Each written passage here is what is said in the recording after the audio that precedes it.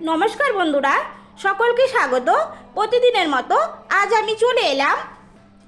আজ আমি কি পদ রান্না করব দেখুন। ফুলকপি, বেগুন, আলু দিয়ে অল্প করে রসা করব, আর এইদিকে মাছের টক করব। দেখতে থাকুন কিভাবে করব। এইদিকে কড়াইতে সরিষার তেল গরম হয়ে গেল। কেটে ধুয়ে রাখা, লবণ হলুদ মাখিয়ে রাখা সমস্ত সবজি আমি ভালো করে ভেজে নিচ্ছি।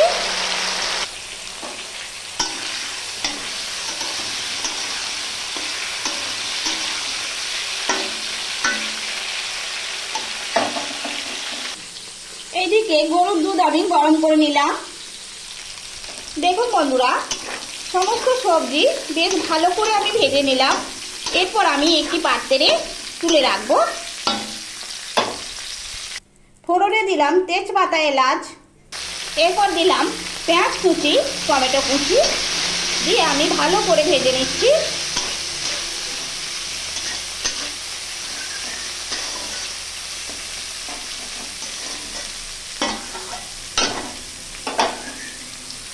দিয়ে দিলাম মশলা।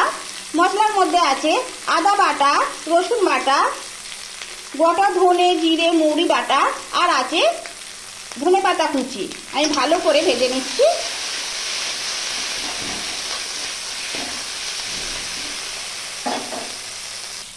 এরপর দেব লঙ্কা গুঁড়ো, হলুদ গুঁড়ো, লবণ।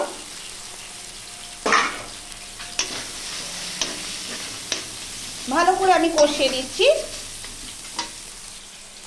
আমি অল্প পরিমাণে গরম জল দিয়ে কষিয়ে নিচ্ছি।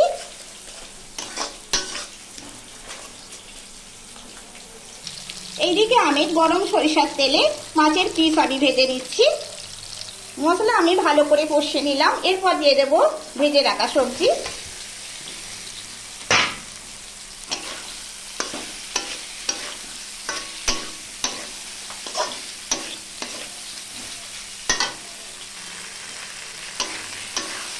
এইভাবে একটু নাড়াচাড়া করে নিলাম।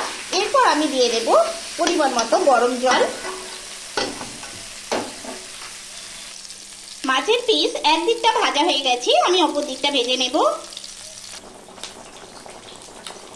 এরপর আমি ঢাকনা দিয়ে দেব, যাতে করে তাড়াতাড়ি সেদ্ধ হয়ে যায়।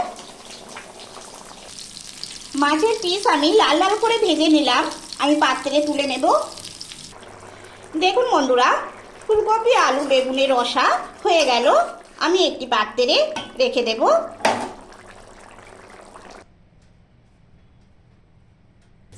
দেখুন বন্ধুরা, গরম কড়াই আমি তেঁতুল গুলা জল দিয়ে দিলাম। এরপর দেব পরিমাণ মতো হলুদ গুঁড়ো আর লবণ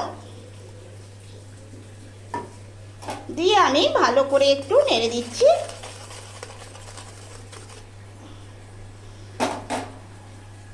দেখুন বন্ধুরা, ভালো করে ফুটে গেল। এরপর আমি দেব ভেজে রাখা মাছ। মাছের পিস আমি দিয়ে দিলাম।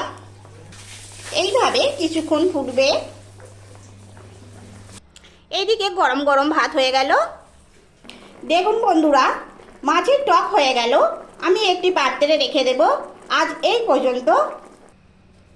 নমস্কার।